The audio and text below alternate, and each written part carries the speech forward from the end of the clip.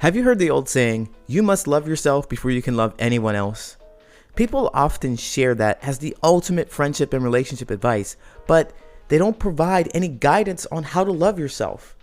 It just leaves us feeling either defensive, like it was only our fault that our relationships and friendships failed, or it leaves us with more questions and answers.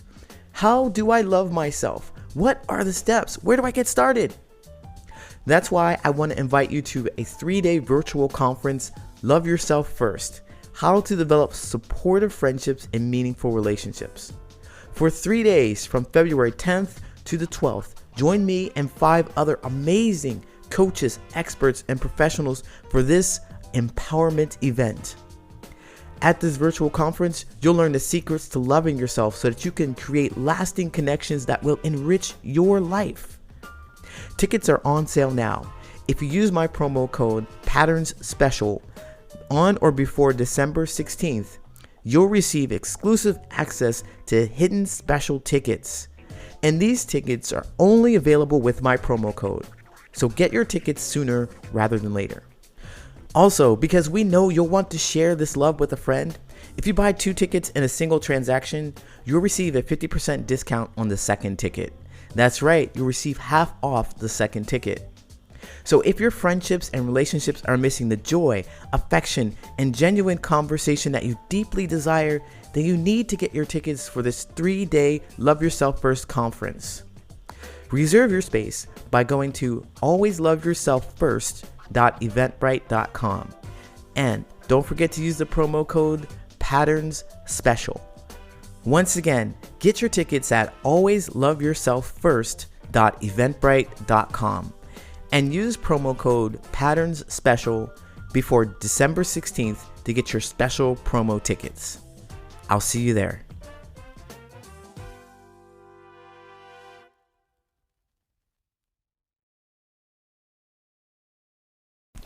Hey, what's going on? My name's Coach Lee Hopkins. My pronouns are he, him, his, and you're listening to the Patterns of Possibility podcast. This is a podcast dedicated to helping you replace harmful patterns with new possibilities.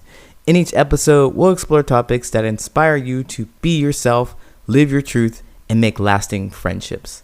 In this episode, we're going to talk about what it means to teach people how to treat you. Are you ready? Let's go.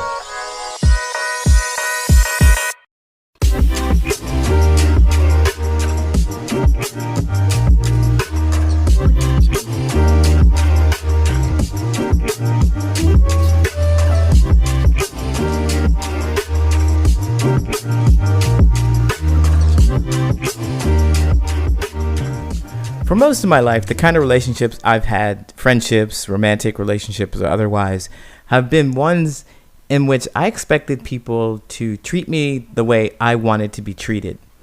And the way that I would express my desire to be treated, the way I wanted to be treated, was with anger when I didn't get treated the way I wanted to be treated. That's the only way that I would express it. And looking back on it, I realized that, of course, that's not the way to get what I want. Essentially, I'm putting anyone who encounters me through an experience, trial and error. It's a trial and error experience in which they figure out how I want to be treated by watching them. And when they mess up, I point out how they treated me in a way I didn't want to be treated. But they wouldn't know that. They wouldn't know that unless they actually tried to do something to connect with me. Now, looking back on that, that's messed up. I mean, that is no way to create a friendship. That's reasons why I didn't have lasting friendships, because I didn't know what I needed. I didn't know what I wanted. And I couldn't tell that to them. I could only point out what I felt that was undesirable in the moment it was expressed. That created all kinds of difficulty and conflict between me and the other person.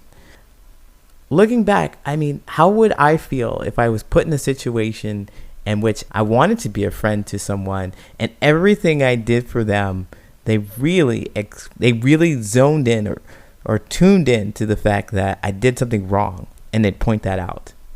Well, it didn't feel good at all.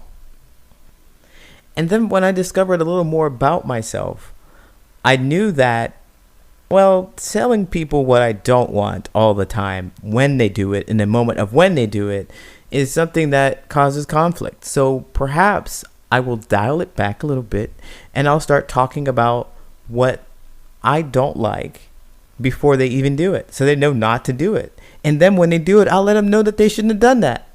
That's how I rolled. And that was a little better, but it was not more comforting and connecting to my friends. Not at all. So third time is a charm, right? Third time is a charm. Now this time, I have a different approach to it. I am going to tell people what I like before they do it, so that they'll know how to treat me. And this by far has been the best approach to making friendships and connecting with people, is by expressing exactly what I can expect from them, how they can make me feel loved, appreciated, and supported. And I do it with as much specificity. I could have edited that out, but I'm not going to. Specificity, I think I said it right, that I can. I do it with as much detail as I possibly can to give them a clear idea of what they really can do, of how it looks, with examples and everything like that. For example, I know that I want to be treated with respect. I want to be treated nice. I want to feel loved. And if I express just those things to another person, they'll say, sure, I'll treat you with respect. I'll treat you nice. I'll show you what it means to be loved. But they have their own version of what that looks like for them. And I have my own version of what that looks like for me. So whatever they think is respect, they may do that for me, but I don't feel like it's respectful. They may do what makes them feel nice, but I won't feel like it makes me feel nice, or I won't feel like I'm loved. So this is where the specificity comes in. I got it right. This is where that comes in. What does it mean for me to be respected? What does it mean for me to feel nice, or be treated nice, or feel loved? You see, expressing how I want to be treated is not a vague statement. Same for you. Expressing how you want to be treated is not a vague statement. It's not, I want to be treated nice. It's not, I want to be treated with respect. You'll have to be more specific with your statement. So here's a question to help get you started. Think about this. What can someone do to show you respect, niceness, or love? You have to use words that will give them specific direction on how to behave in certain situations, right? So here's a formula to try, a formula that I've come up with. Person can show me insert desirable feeling by doing insert action in describe the situation. Now I know that's a lot for a podcast, but I'll repeat it one more time and then I'll give you some examples. This person can show me desirable feeling by doing said action in describe the situation. All right, here's an example. My friends can show me respect by not questioning or badgering me when I say no. My friends is the person. They can show me desirable feeling, respect, by doing this action, not questioning or badgering me. And the situation is when I say no. That is respect for you from your friend. It's specific. Your friends, if you communicate that to them, they know exactly what they can do to show you respect. Another example is my wife person can show me niceness by complimenting me in this situation after I completed a project. My wife can show me niceness by complimenting me after I completed a project. It's specific. They know exactly what to do in order to make you feel loved or show that niceness that you were looking for. So in order to make genuine, loving, and meaningful connections with people, you have to be able to express your needs and desires to them in a way that they can understand. Don't do what I did, leave them out there guessing, waiting for them to mess up so you can express what you don't like about what they did. They need some positive feedback. So if you give them feedback beforehand, if you tell them exactly what it is that they can do for you, there's no confusion about what's happening. There's no confusion about how you might feel. It's a lot of clarity that will create the connections that you want. And in order to know how to create these kind of statements, you have to spend some time knowing what's important to you, what respect really is to you, what niceness and love really is to you. In order to share that with another person, you have to know it for yourself. That's how you'll make these genuine, meaningful, lasting connections with others. To get started on that, do some self-reflection and use this formula that I've created to help you set those boundaries and teach people how to treat you.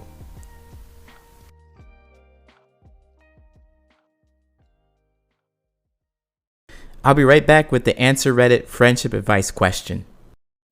This week's friendship advice question is called, I'm tired of being the third wheel. Should I leave?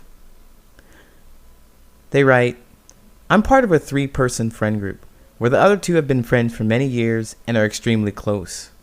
I met them 2 years ago, but over the span of 2 years, we only hung out in person around 5 times, even though we live in the same city, and always because I'm the one who invited them to hang out. Meanwhile, they always hang out together, have very long Discord calls every day, and go to each other's houses. Every time I try to invite them to hang out, they always say they're too busy, even though neither of us work and are students, and they spend their entire days at home in bed doing nothing. We have a group chat where we text every day, but they text each other in private all the time. And so our group chats are never about deep stuff. Whenever we do hang out, they always talk about inside jokes from their past that I don't understand. And I just feel awkward because I don't know what they're talking about. I'm not gonna lie. I didn't feel annoyed by this at first, but once I started thinking about it and began to realize I feel excluded. Should I tell them, or should I slowly distance myself from the group? I don't like feeling like an outcast. Since they're my only friends, while they also have other friends, I feel like losing me wouldn't be a big deal. Wow. Well, thank you for writing about this. It's a really difficult situation to be in, of course, because you want to have these friends, and it seems like they are going on life without you, or they're connected and you're just kind of on the outside looking in. You're not really able to talk to them about anything important or special or deep, and it's a real feeling of angst to be sitting next to people who don't seem like they want you to be there, right? It feels like rejection in your face, not overtly spoken out and said to you, but an exclusionary way. So they've been together for a very long time, and you want to know if you should leave. And I think the best thing to do is to learn a bit and then leave. Because I don't want you to... My thought is that there's plenty of opportunity to learn from this experience here. There's plenty of opportunity to learn and ask yourself some questions, specifically the one about, well, you're recognizing all this behavior in them. It makes you feel uncomfortable. You don't feel supported or seen. What really keeps you there? Is there something that you want them to acknowledge about you?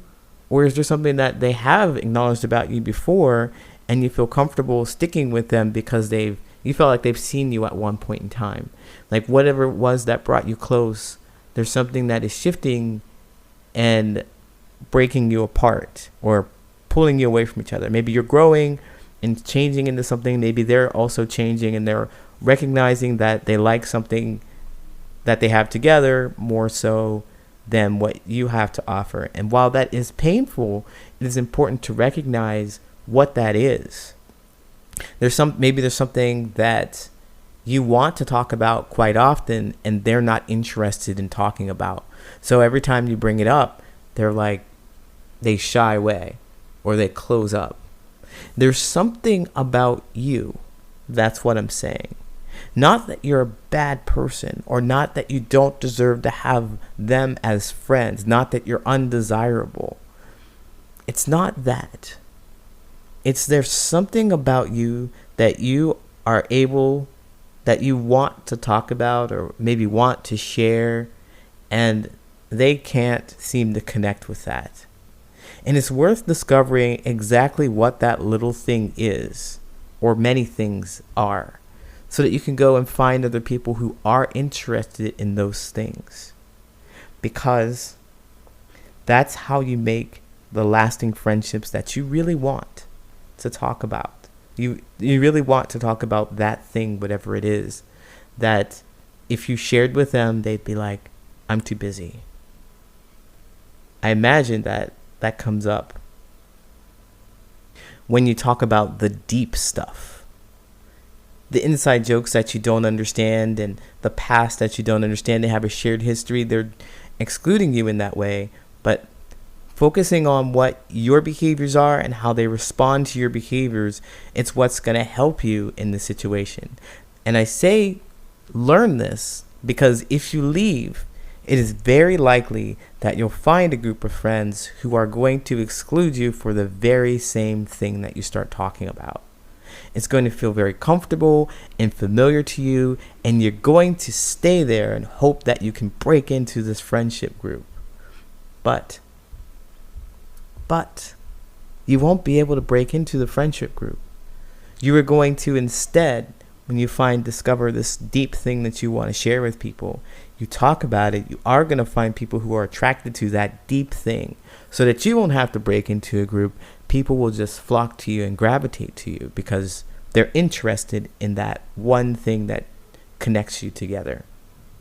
That thing that these two people in this friend group can't seem to enjoy with you, can't seem to connect with you.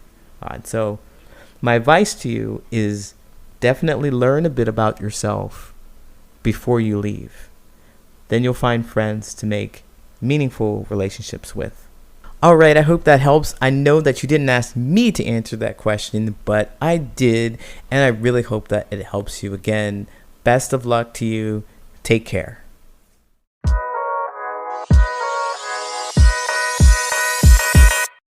My name is Coach Lee Hopkins, and you have been listening to the Patterns of Possibility podcast. You can find me at patternsofpossibility.com and on all social media at Patterns of Possibility. And as always, I want to encourage you to be yourself, live your truth, and there you'll make lasting friendships.